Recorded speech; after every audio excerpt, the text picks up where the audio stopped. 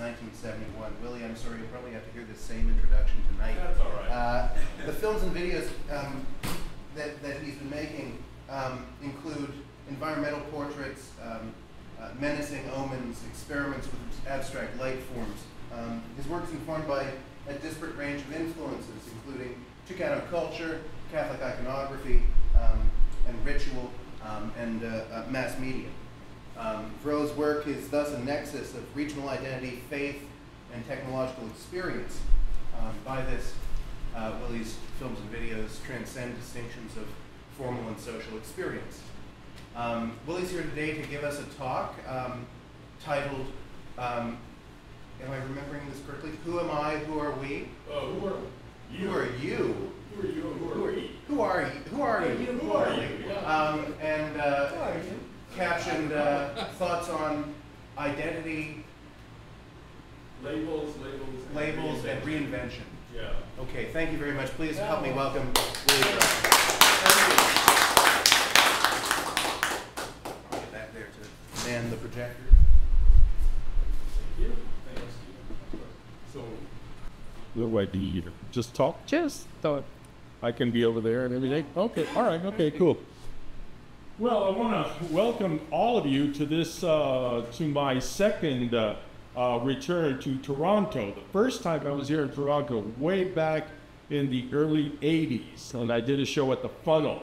I'm sure some of you fondly remember the Funnel. I hope you fondly remember it because, well, they ended up putting me up in somebody's apartment, and it was really cold and rainy that period that I was here. I was here like one day, did my show, and then left, but I stayed overnight.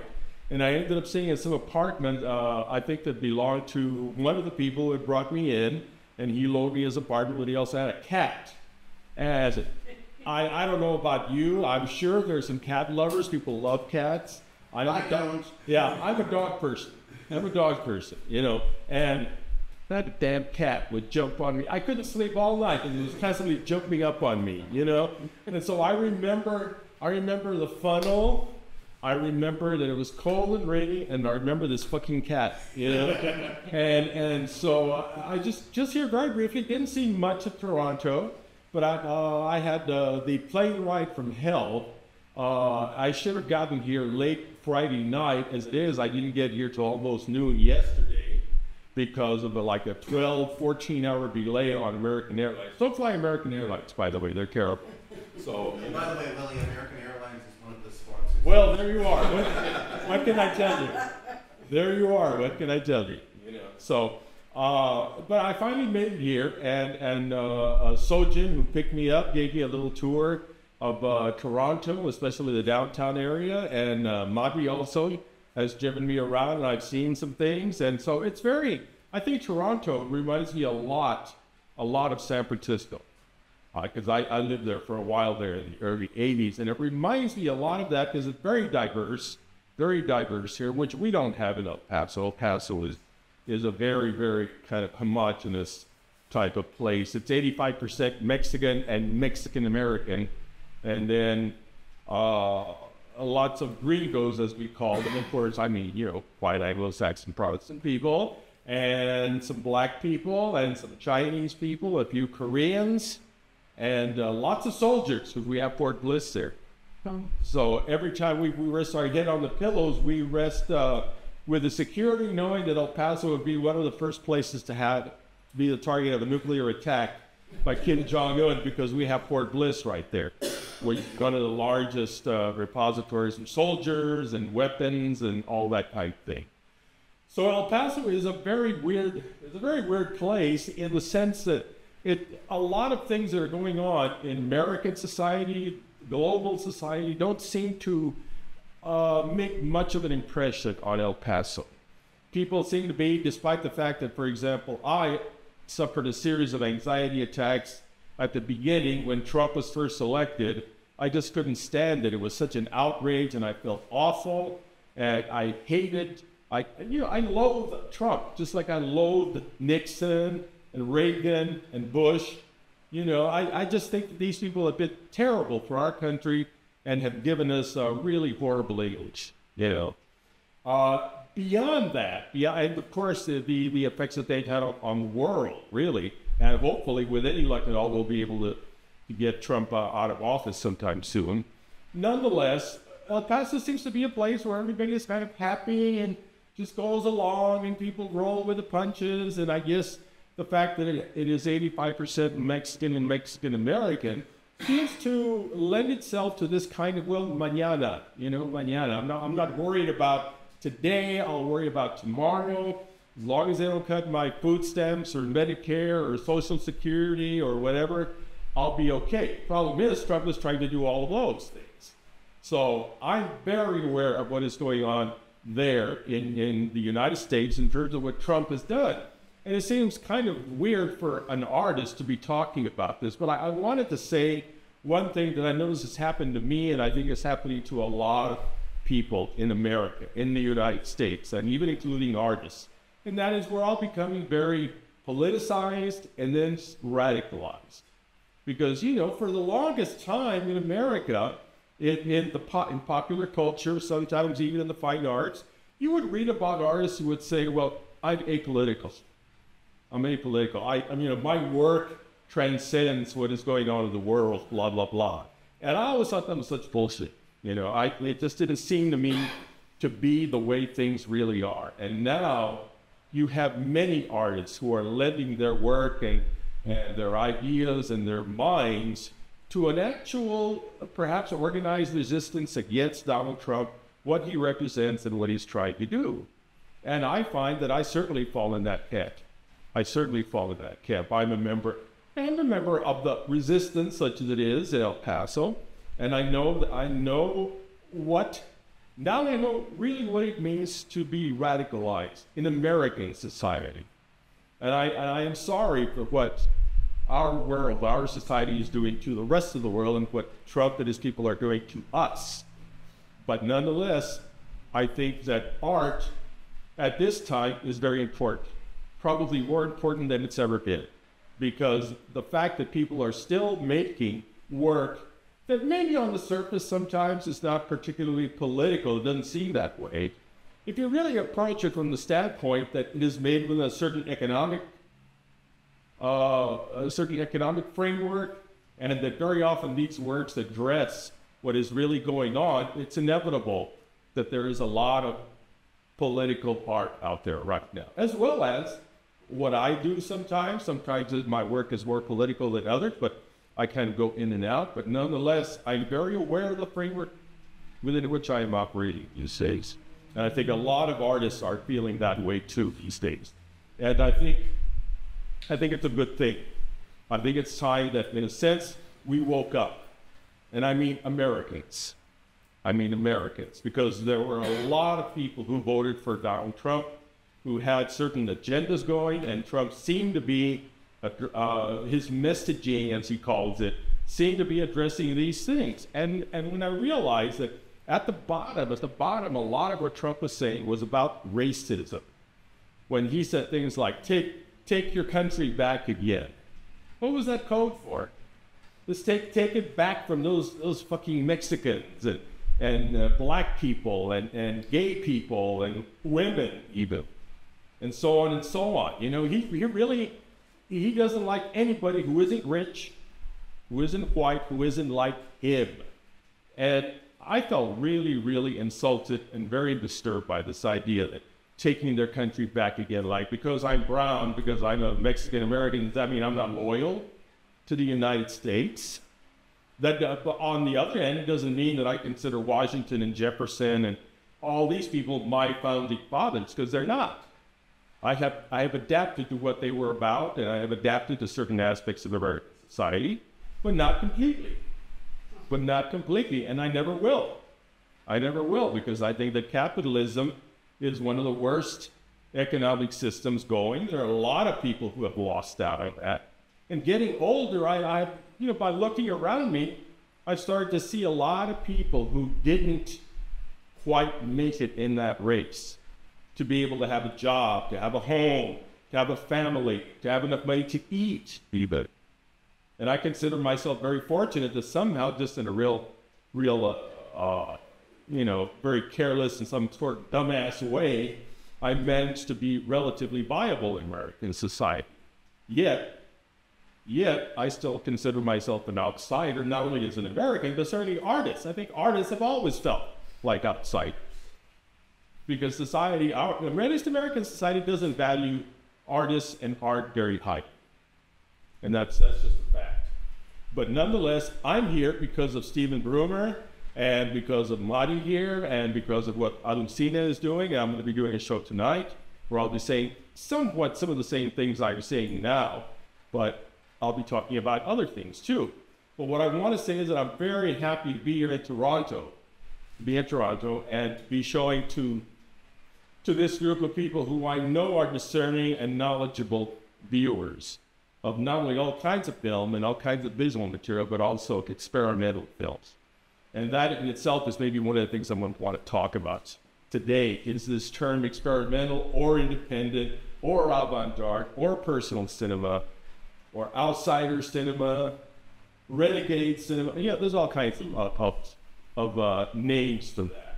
But I want to talk a little bit about that, how it relates to me and how it relates to my generation. I mean, Bruce, you remember in Sidney's book, he even met in Visionary Film, he says, well, there wasn't supposed to be another generation.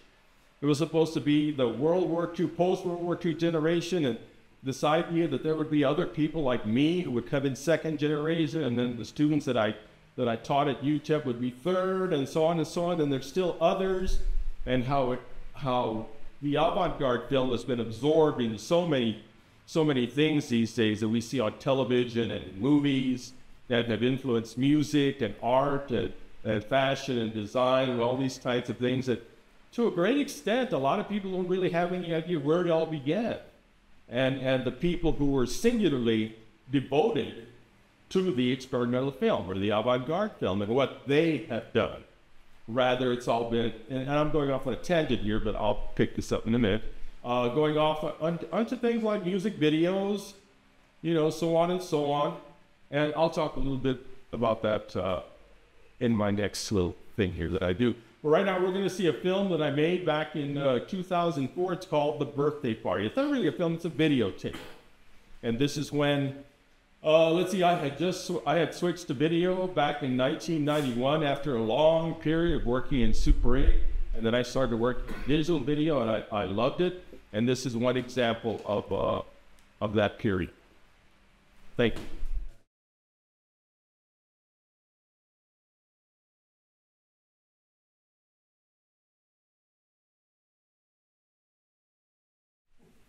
Thank you. So this film was made, I was probably 12, 13 years into working with video. I shot this just on a regular Sony Hi8 digital 8 camera and edited on my iMac at that time. And I tried to take something that was a very, very kind of mundane situation. It was my brother's birthday party for one of his kids, and I went with my then wife at that time when we went to this party, and I just thought, you know what, I'm going to try to see if I can make something really interesting out of what I generally don't like. I don't like birthday parties, not even parties to me, so I tried to do that with the work and working with the limitations and also the wonderful things that these digital cameras can do with all the built-in effects and what have you. And I'm pretty happy with the piece. And when I see it there, I'm reminded so often of the handful of times that I presented Stan Brakhage in El Paso. I always thought it was so funny that he would sit down and watch his own films again. He's probably seen them a million times, but he would sit there and watch them. And I was always wondering, why doesn't he go out and have a cigarette or have a drink or something? Why does he want to watch his stuff? Doesn't he know it? And I myself, I always stay in also as a way to kind of honor him. But I also realized that he was probably finding new things in his own work and realizing, well, I could have done this or I could have done that, like everybody does. You always feel like you could have done something better or whatever. But I also think that he really liked his own work. And I don't think there's anything wrong with that, to liking your own work. I know Stan, and I knew Stan, and I know myself that it's not a question of liking it because you think you're so fucking great, but because you feel like you really poured everything that you had and what you knew and what you were about into the work.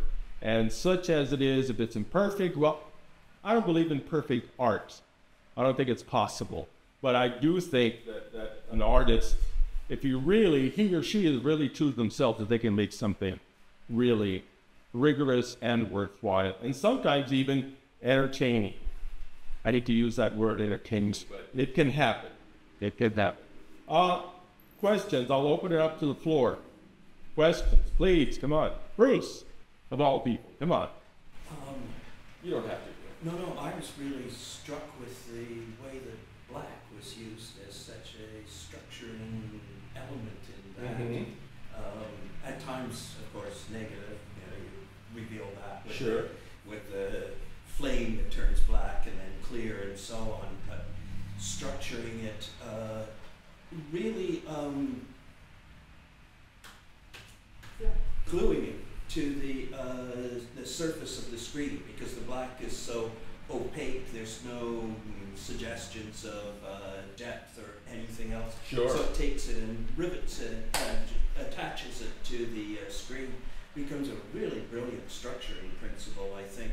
And how often the black was in the center of the screen, sometimes flipping around, as when you had a character who was black, right, in a shadow, and then a hard cut to a little girl in a red pink top, right, and it's so bright. I mean, it's just dazzling, this contrast with it. But no, I really thought the way that you use black as a structuring principle in this is a kind of foundation. It was really brilliant.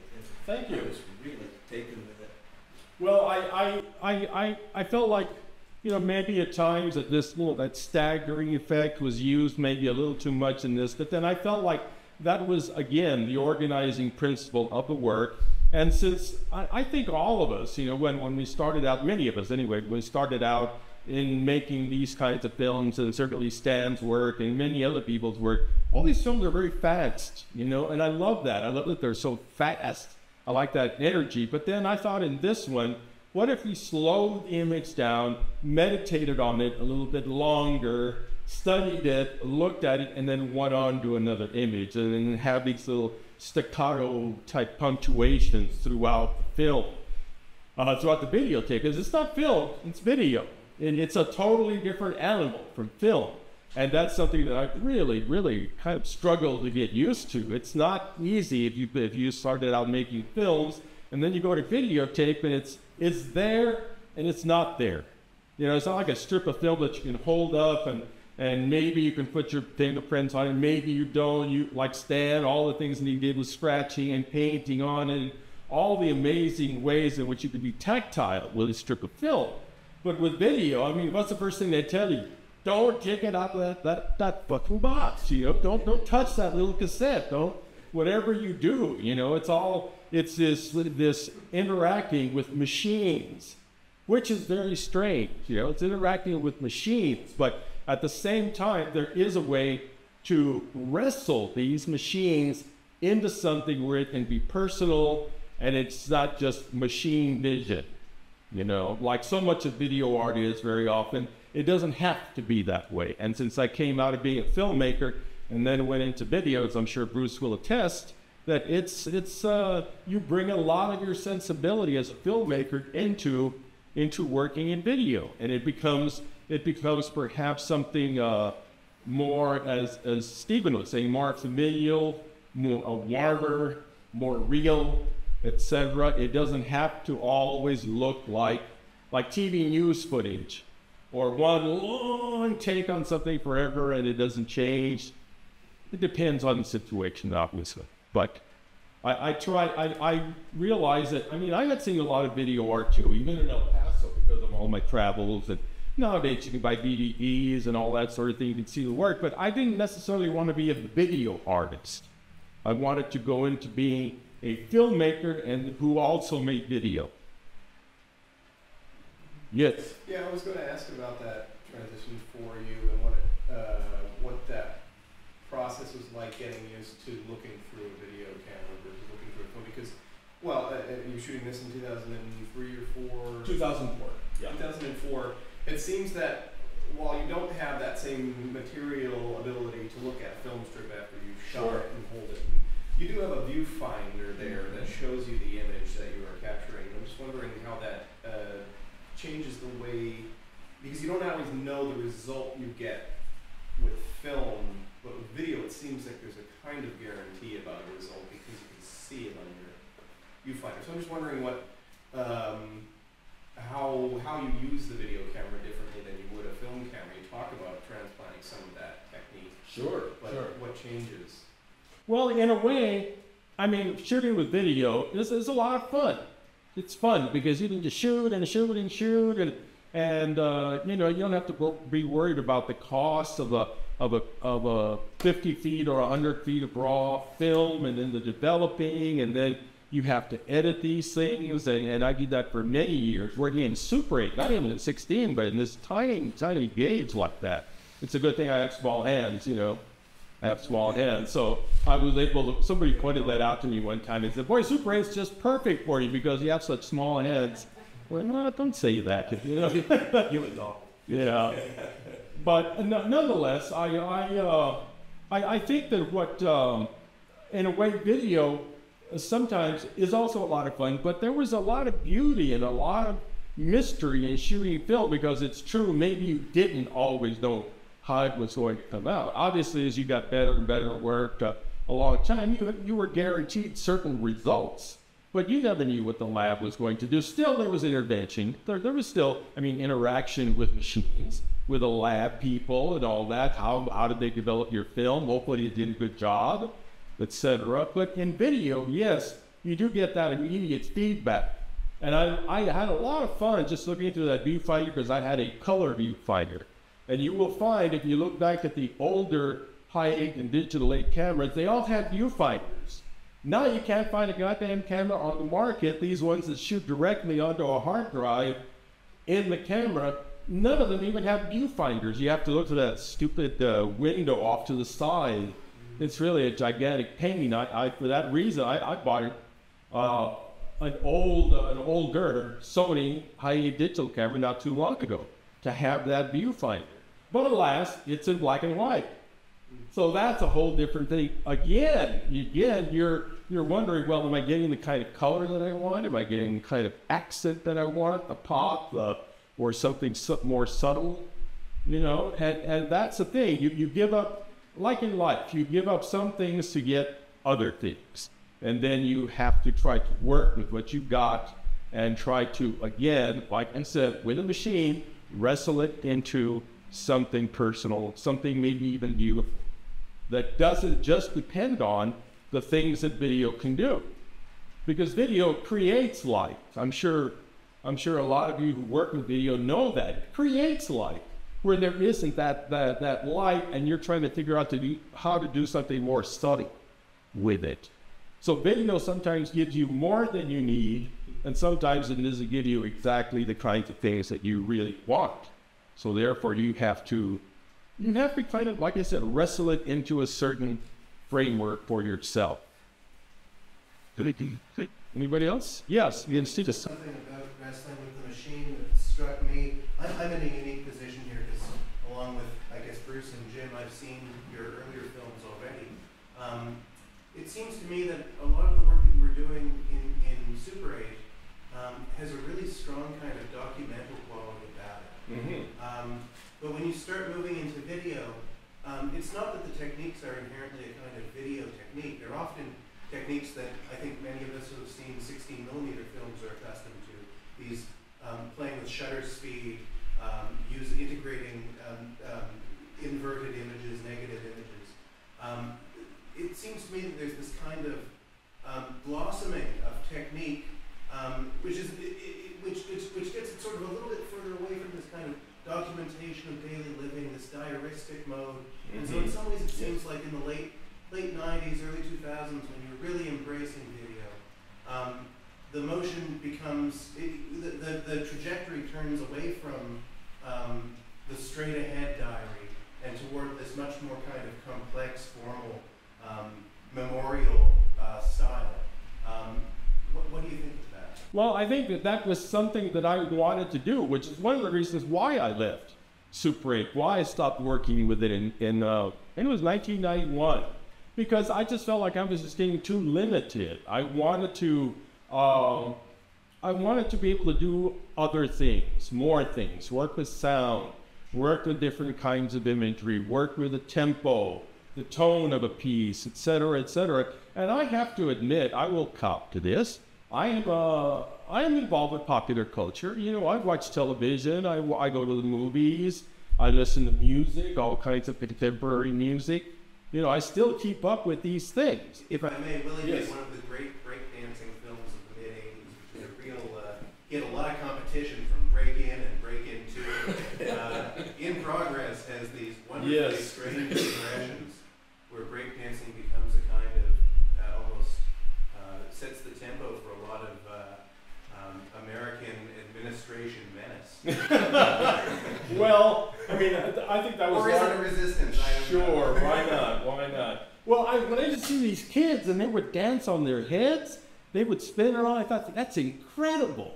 You know, that's incredible. Thank God they probably had really hard heads, you know, and everything. Actually, It not probably many people didn't know hurt this. them too much. Not You many know? people know this, Willie, but I understand Ronald Reagan was a very successful breakdancer at one point, and that's why he was the way he was. I see. Well, I'm sure that doing too much of that will eventually start to affect your equilibrium or something, you know. Yeah. You started to mention something about being entertainment, and I want you to, you know, talk a little bit more about that notion of entertainment. Sure. I have been, ever since I was a kid, and then as a teenager, I have been very much enamored of popular music. I went to the movies a lot, not unlike Stan. I always thought that was so interesting about Stan. I'll just make a real quick comment, that he loved the movies. I thought that this guy was going to be spending all his time watching Ziga Vertov or Eisenstein and Bergman and everything. No, he wanted to go to the movies. And I'm going to tell you a story. One time when I went to go visit Stan, the last time I saw him, 2000, I had gone to a conference at Colorado Springs, and I rented a car, drove up to Boulder, and I hung out a couple of days with Stan in Maryland. And I remember Stan carried the movie listings in his wallet. Every day he carried the movie list to see what was in town, because he said, if you have a spare moment, I'm going to go to the movies, you know. And I remember the Jerry Lee Lewis biopic was in town. And I said, hey, man, let's go see that. Let's just go see that. And said, no, we can't see that because those are the kinds of movies I reserve for Bruce Eldon. And he's coming into town later on. So I never saw the Jerry Lee Lewis biopic, you know, The Killers, you know, and all that. I never got to see that, but we saw this really stupid movie. We went to this really stupid movie called I'm a Cheerleader. Really horrible. Seriously, total piece of shit. But there was Stan with a big cup of orange soda and a straw, and he was sitting there happy as a clam, you know. And I was the one. This is really horrible. And it's that. No. There's some interesting stuff happening over here and over here. I thought that was wonderful. I really loved that. And so I think that's probably how Stan knew, if he knew anything about popular culture, I think he knew it through the movies, whether it was music or actors, themes, and things like that. I remember one time we even mentioned that Peter Ustinov was not one of his favorite actors. And he's an actor whom I don't particularly like. So Stan had his thing. You know, he had his hand in everything, you know, but by way of entertainment, to me, that's been something that has really always been part of my whole vision and aesthetic and everything, because I do watch television. You know, I go to the movies. I like contemporary music. I like to keep up with all these things. Even though I'm in my late 60s, I still know as much about what's going on in popular music as my daughter does, and sometimes I even know a hell of a lot more than the kids these days. And plus, I go all the way back to the Beatles and the Rolling Stones and that great music from that period.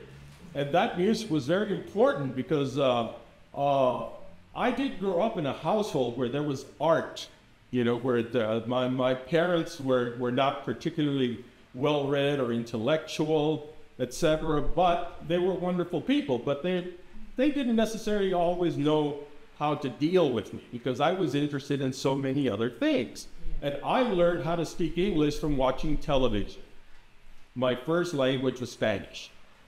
And if my parents hadn't had a television a couple of years leading up to first grade, like around 6 years old, I would have gone into the classrooms at that time not being able to speak English. But I learned how to speak English from watching television. And I mean Bugs Bunny, you know, Daffy Duck. Of course, not Elmer Fudd. He was terrible at enunciating, you know. Not him. But other cartoon characters and news shows and dramas and all that. And I would watch them. And I learned how to speak English from watching television.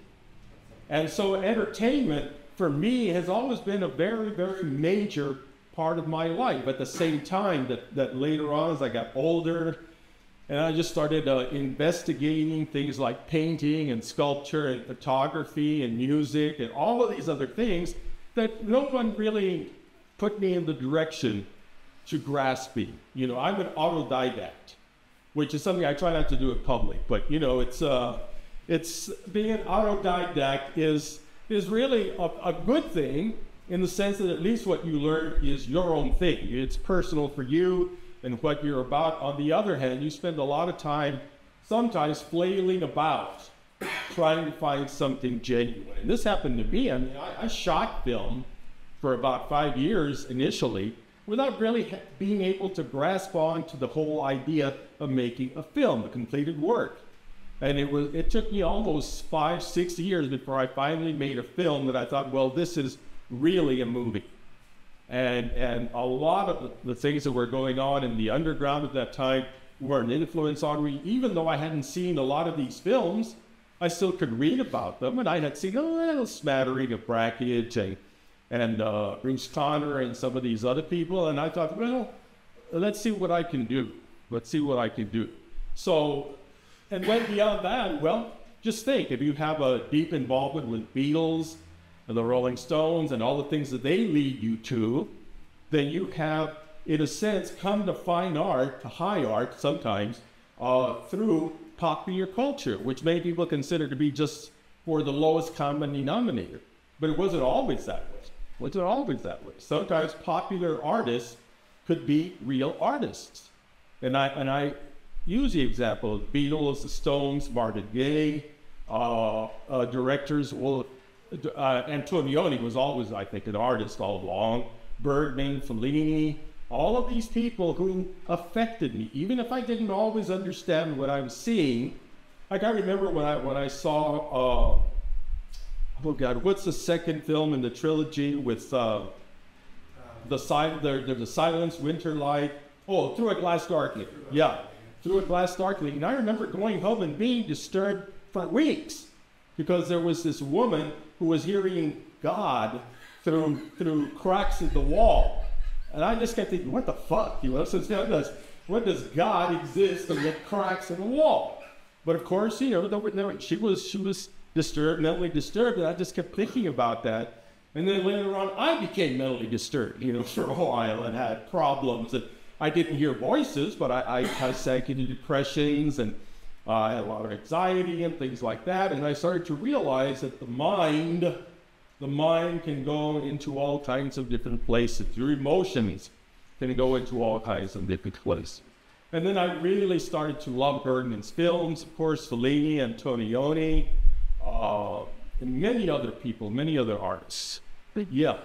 When you transfer from film to digital, how did the speed of creation, knowing that you were using digital, affected or inspired you to create something? Because it's a different process. Yes. It's a different language. Yes. So how were you able to be inspired to do something that would speak to you in that language, that was new to you? Well, the first thing that was important to me was to concentrate on something that was personal to me. Okay, so in other words, I wasn't yet at the point, like Bruce was speaking earlier, that digital was starting to bring him to the possibilities of color field work and working with color and the things that are out there, okay, or whether they could be made at the editing table or actually on a computer board, likely or not. And I wasn't at that point yet. But I felt like, well, I'll concentrate on this. That's why I made this movie, The Birthday Party, because it was just a birthday party. It was my brother's kids. But I took my camera and I thought, well, maybe I can make something out of this. And through that discovery, through that process, I saw that you could transform something very mundane, very normal, into something perhaps that brought out other layers, not only layers in the happening that's in front of you, but also through the camera. And that you feel this is genuine to what I know, to what I see. I mean, I didn't do those effects just to say, oh, let's try this out and see how it works. I didn't do that. I felt that it was integral to what I was trying to realize. And so then when I just edited these films on an iMac, you know, and took it from there. And what I liked about computer editing was that I could do certain things on the effects that I couldn't do in Super 8. I could dress up the film a little bit by having nice titles and all that sort of thing. Although I've always thought there was really nothing better in terms of titles than scratching on the film and said, yes, the film, and then at the end was stamp brackets and or SB or something. And I thought there was everything better than that anyway. But I wanted to dress them up a little bit. And so I came to these things because of my desire to be true. And I wasn't necessarily trying to make something that was commercial. God knows I've never made any money off of any of this stuff. I think anybody who works in the avant-garde knows you don't go into it to make money. You know, but I did see other, like, I like the music videos of people like Spike Jonze, Michel Gondry, you know, Anton Corbijn. I think he's terrific. The stuff that he does with U2, the videos and the photographs and all, I think they're great. I love all that packaging that he does for it, you know? So there's a guy who's kind of balanced a little bit between the commercial world and his own world. And I think that's where popular culture most closely intersects with my other interests. I'll tell you a story that's going to be in a memoir that I'm writing right now, again, about Brackett. Everything isn't about him, but I think he's important. The second time that I met Stan was when I brought him into El Paso in 1976. And I happened to be on the undergrad film committee at that time, and I gave up all kinds of picks just to bring Stan in, because, oh God, you're going to bring in Brackett, you're going to have to give up all of these movies, you know, just to bring him in. Okay, fine. So we bring him in, and he does a great talk. I, of course, am not much of a curator at that time, so I picked a very difficult film for a really novice audience. I picked The Text of Light, just because I wanted to see it. You know, that's how fucking selfish I am. You know, I just wanted to see it, not thinking this is not really gonna, you know, get people over to Stan's side or to avant-garde cinema side. But be that as it may, you know, I brought him in. He showed him film. It went great. He told some very funny stories. He even related a story that he heard on the Johnny Carson show, you know. And Stan at one point used to say that he didn't mind going to places and showing his films and talking, but at the end he was always desperate to get back to the hotel to watch Johnny Carson, you know, because at least he could get his mind off of all this real heavy shit that it was laying out, right? So later, the next day, I invited him over to my place, and with my then wife, and you know, I'm just in awe of Stan. And he very graciously accepted the invitation to come to dinner. And he comes and we talk and we eat. And I'm just hanging on his every word, right? And then finally, me being kind of dumb, kind of stupid, I didn't know anything about this world. I said, hey, Stan, I want to see some of my movies. And Brackett, you know, he sat upright, both upright in his chair, and he said, oh, okay, all right. Yeah, let's see what you got. So I show him my films, and thank God he liked them, because he later on revealed to me that he always made it a point to be absolutely honest with whoever showed him new work. And most of the time, people would kind of work up to it. I just did it like an idiot, you know, because I didn't know this world. And so thank God that Stan liked the work. He even wrote me a little blurb that I could use in the Canadian Cinema Catalog. And then the thing that really got me was when we were talking later on during the evening, I mentioned to him how the Beatles had led me to him. And he said, the Beatles? How could that possibly be? They're just a crappy rock band and everything. They're flash in the pan. I told him, well, I got to you because John Lennon, later on after he left the Beatles, hooked up with Yoko Ono, right? And they lived together in a basement there in London for a period of time where he gradually was doing a lot of drugs, but he was also experimenting with sound installation, conceptual art, and making 8mm movies. Here was a guy who was probably a multi-millionaire. He could have made a commercial film, and he's making home movies, essentially. And then I read in a book, an introduction to the American Underground film by Shedden, one of the early texts on the underground.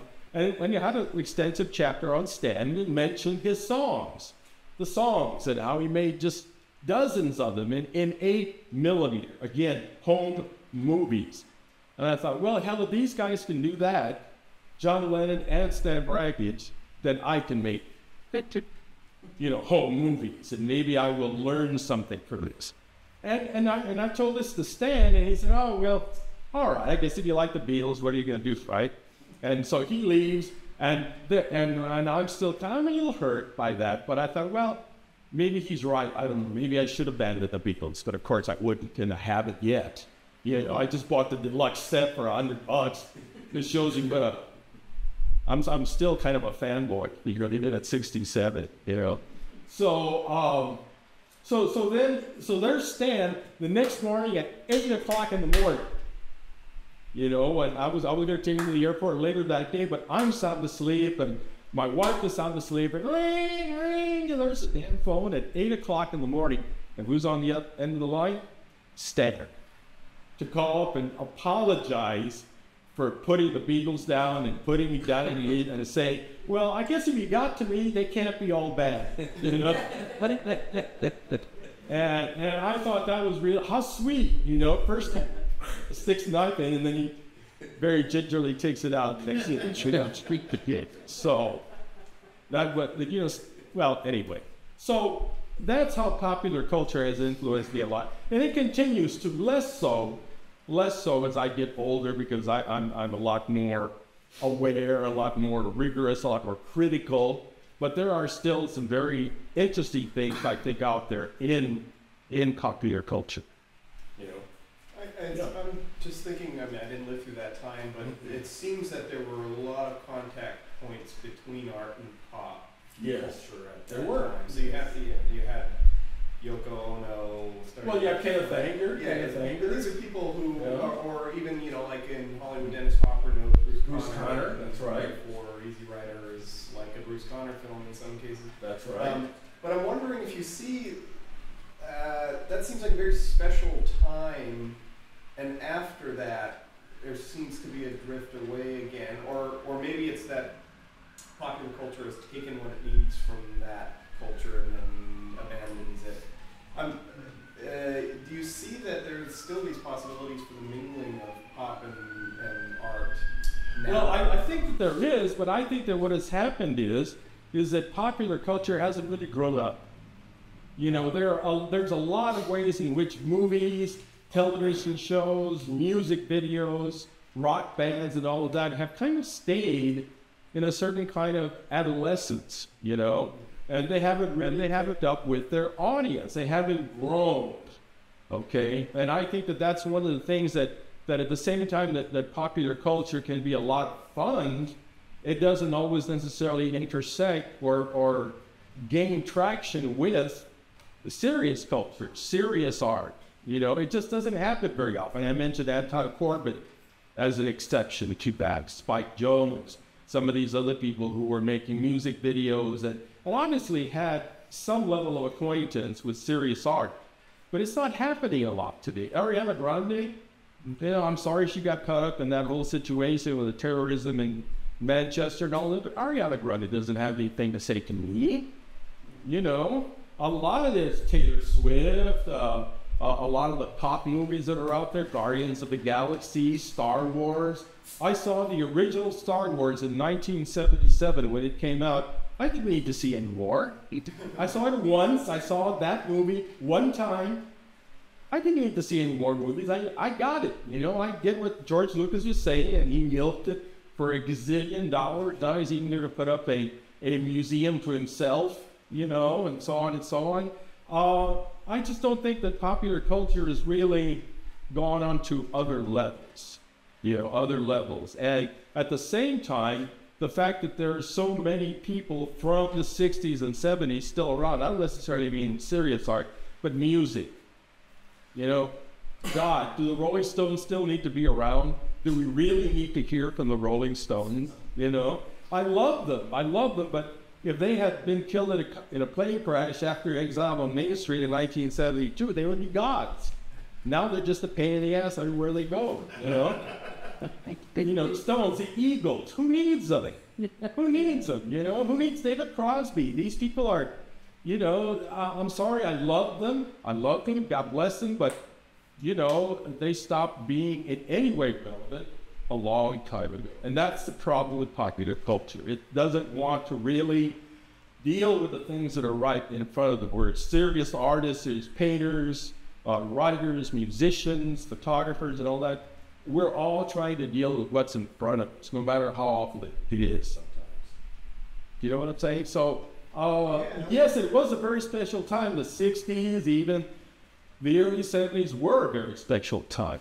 But that time, in a sense, with the deaths of people like David Bowie and Lou Reed, even Kurt Cobain, you know, with their deaths, I think a lot of intersections, powerful intersections of pop culture and art, serious art, have kind of died with them. You know. I may disagree with that. No, I would like to know. I was reflecting on that last year when David Bowie passed, that looking through his lyric sheets from those times, and how often his lyrics were referencing philosophy, referencing things that were happening in art, and I can't think of equivalents now. No. And why is that? Why are there popular? Well, there is that Taylor Swift record about Schopenhauer. Yeah, right. Schopenhauer. But that helped. That's the kind of gateway for a lot of people. I think a lot of people start in the cradle with popular culture. That's just how. But there was more. You know, maybe there were dabblers, or maybe there were serious popular artists who wanted to know what was happening. Sure. In the art. Sure. I just don't see it now, to the detriment of popular culture. But I don't know. Maybe also to the detriment of high culture. It could be. That is also. Could be. Sure. Well, you look at a guy like David Byrne, who went through those worlds. He was with the Talking Heads, who were absolutely one of my favorite bands. And then he got involved with Robert Wilson, you know, and all of that. Philip Glass, although Philip Glass was always kind of classical, but he got into working with Robert Wilson on Einstein on the Beach, and John Cale, a founding member of the Velvet Underground. You don't get much better credentials than that for the avant-garde. Tony Conrad, other people like that who were very much involved with the music, and then went on film and their own music. You know, but there are not many left like that. Yeah. I had a conversation with Phil Solomon about this. Yes. Okay. Have you seen when his work where he uses Grand Theft Auto as a? No, I He's just talking about popular culture and how that was, you know, part of his vision. Film is on the books. So in relation to pop culture and the next steps and experimentations, in my opinion. So if you have a chance. Yeah, I would love to see his work. I've only seen a couple of examples. I like him very much. He's one of your friends and work. I think what all avant-garde filmmakers should do is put their work out on DVD or something. You know, get it out there to all us people who live out in sticks. You know, they get that work out, because that may be the only way we'll be able to see this work. You know, but I realize that filmmakers have their reservations about DVD, about streaming, and all of that. That's fine. I understand it. But in a way, I have a collection of everything I think that I've been able to get on DVD about the avant-garde. And to me, it's been a real godsend, because at least I can see the work, and depending on the company and the transfers, they can be very faithful to the actual film original or even video original. Well, you know, that there have been two major sets that have been put out on Brackage's work by Criterion. That's right. And there's a lot of work on those 2 DVDs. I didn't always agree with Fred Camper and his curating of that, but there were some very beautiful things on there. I mean, where else are you going to see Dog Star Man? Where else are you going to see part of at least scenes from your childhood? You know, Anticipation of the Night. How else are you going to be able to watch them in your home? Yeah, that's right. It was some winter's break. So I think the DVD, despite its limitations, especially Blu-ray, should probably be the preferred medium rather than just regular like Criterion. So yeah. Yeah, both of them are available on Blu-ray as well as regular DVD. Okay. Well, let's see this next piece, which is kind of an homage to Stan. And I made it after he died. And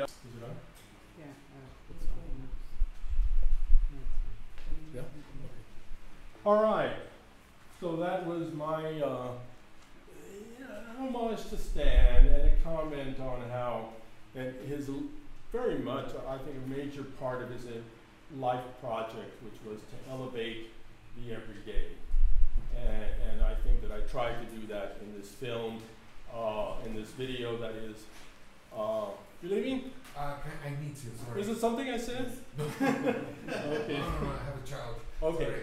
I Nice just to meet thank you. you. Thank you. See you later. See you. Questions, anybody? Yeah. I was just struck by there was a clip from some news special about Eve Klein at the end there. You know what those films are? Those are from the Mondo Cani films. Oh. That series of films that were made by this Italian filmmaker in the 60s. I found it interesting with there's also that the enactment of the Passion. Yes, Yeah. yes. And the themes of influence and commitment in this. Yes, very much so, very much so. And the fact that they would be intercut very quickly like that, you know, is very much like me, you know, even though I am irreligious, I am very laxed as a Catholic and everything. I was raised a Catholic. And like Luis Buñuel, you know, and everything, when he was asked, what was he going to do on his deathbed? And he said, well, I'm going to take the sacraments, of course. And the interviewer said, well, why would you do that? I mean, you fought so much against the church all your life. And then his response was, well, you never know. and sometimes I feel like that myself, you know, and this is why these images into me, they have great power. Maybe it's all, you know, Catholicism is not you know, what I envision a merciful, forgiving religion to be, and certainly the picture of Christ and God and all this sort of thing, I think is very distorted. And look at their history. Look at how much they've done to harbor and to shield pedophile priests, and what they've done to many, many young men, young boys and young men, and yet the church tried to hide this from us. You know, what kind of leadership is that? So I began to question that and got further and further away from that. And of course, if you're raised a Catholic, you're raised with a lot of guilt. That is central to Catholicism. It's guilt. You are guilty because you killed God. You know, your sins killed Jesus. You're responsible for this. He gave his life for us. Now you have to earn his love. You know, I have a video film called His Hidden Presence. I mean, you know, that's supposed to be the whole idea of Christ these days, that Christ hides, that we have to look for it. So many, many things like that kind of informed this film as I was struggling with a lot of these ideas. And I have since, I think, overcome like 99% of these darker influences from Catholicism, but I'm not completely free. You know, I don't think any Catholic would ever be completely free if they were raised as Catholics. What did one of the popes say? He said that, give me a child from when he is born until 6 and he is mine forever. You know? It really is kind of a little bit like that. But this material from Mondo Cani, that film series, that whole series of films, they're very sensationalistic type films. You know, and I like that, to throw that into something, into this kind of collage of seemingly everyday things, to throw something very sensational. Those very sensational footage of the Passion of Christ. I think it was shot in Puerto Rico or somewhere in Central America, something like that, where they take the Passion, the Easter type situation very seriously. I mean, they nailed young men to crosses and all that sort of thing. For real. Bruce, did you have anything to say? I was going to say, yes, I understand your interest in the everyday and the redemption of the everyday, and there's something of that, and I chose the word redemption, the redemption of the everyday in Brackage's work. Yes. There's something very profound about that in Brackage's work. Yes. And in your own. I think that when you looked at Brackage as a young man, and when you opened yourself to his influence, that was certainly one of the aspects of Brackage's work that you drew on. And in your Super 8 films, the extraordinary interest in light, and under the aspect of the redemption of the everyday, if you will. There's another theme in this, and I think you've been, many of us found Stan's passing a wrenching experience, yes. and we knew it was the end of something. I just pardon my interruption. I just wanted to say that I think Stan was absolutely one of the most important artists of the 20th century. And he never got his due. He was never, he didn't. He just didn't. It's exactly why I wrote the book on Brackage that I did. And in the introduction, I say I think he's an artist of the stature of Pound, Joyce, Pollock, Schoenberg, all and these people. a very small number of artists that that remains still the only monograph on. So yes, I agree with this, but we also knew that something was ending in the history of cinema, the history of art, that it was a very wrenching departure, and we've had to ask ourselves what it is that ended. And one of the, it interests me that you turn back to mythologies, and very traditional mythologies, to come to terms with your grief over this. Yes, I think so. And it becomes very much a piece about the survival of the spirit, the journey of the spirit after death, the transition into other realms, the passage from the bird flight and so on, the ascent of the spirit, the apotheosis, many kinds of imagery of this sort. But when you in this context of this mythologizing, asking, what will pass? Well, it's not the spirit. The spirit will go on. There is the and in that framework, you suggest the artist as an exemplary sufferer. That's, I think, the way in which the passion imagery, that very strikingly beautiful boy who's going to be flagellated with this barbed wire around exactly. But the artist as gruesome. Oh, absolutely. The artist as exemplary sufferer, and stands in some ways standing for that suffering, which cures vision in some ways. Yes. And what we know past was, and there's an emphasis in this in the work, and I think it's part of what makes it so touching, was a unique way of seeing, and the emphasis on the eyes, that can really driven home very much in the Yes. end. What passed through those eyes was something that has never existed before in the That's history right. of humankind That's and right. never will again. That was something, and we won't be sharing that vision anymore, Right. except insofar as he's left it behind in cinema. That's very, very much so. However, very often people do comment on, I've shown this video a handful of times, and they do comment on the close shots, the tight shots of Stan's eyes, but nobody ever comments that there is this kind of Mexican rhythm music in the background, you know? Yeah.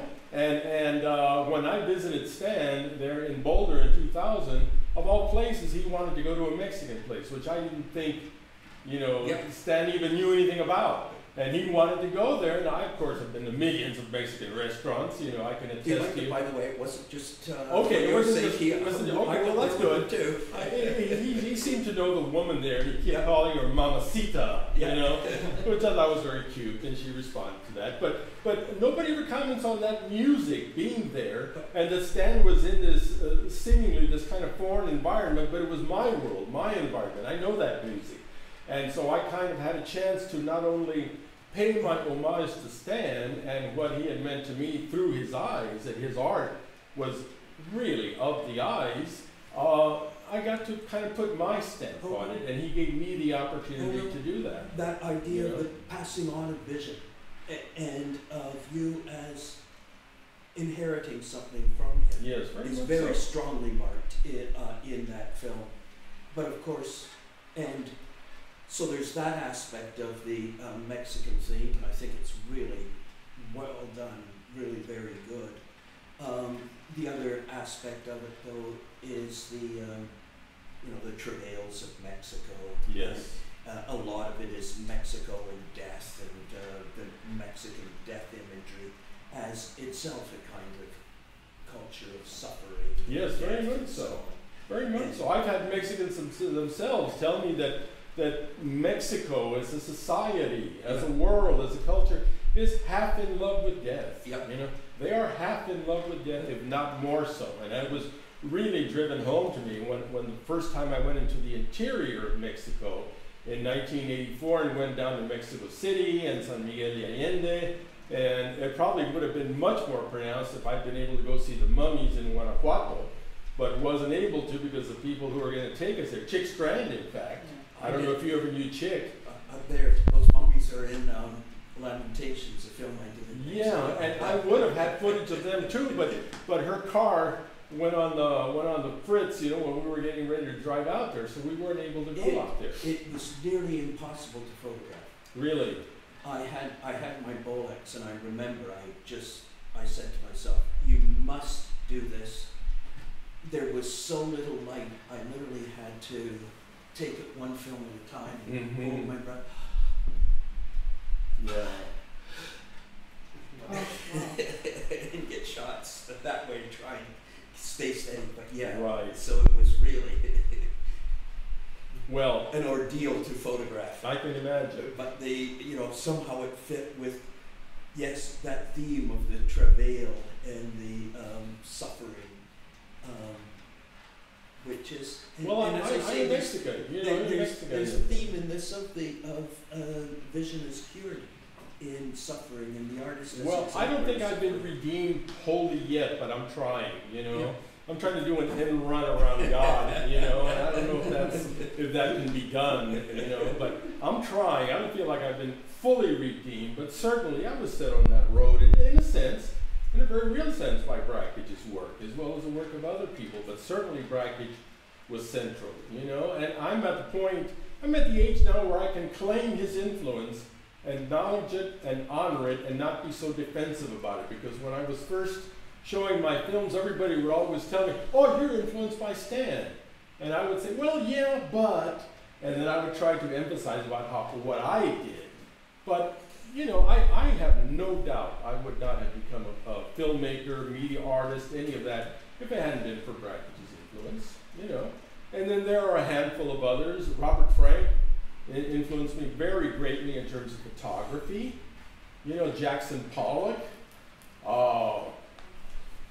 the Beatles, the Rolling Stones, Mark Rothko, you know, Robert Rauschenberg, you know, all of these big people in a way influenced me in one way or another because they made me much more aware of the world and worlds around me that I hadn't really paid particular attention to, because I didn't come from that kind of family. I was not artistically oriented. I didn't feel like I had even become an artist until I was just about in my 40s.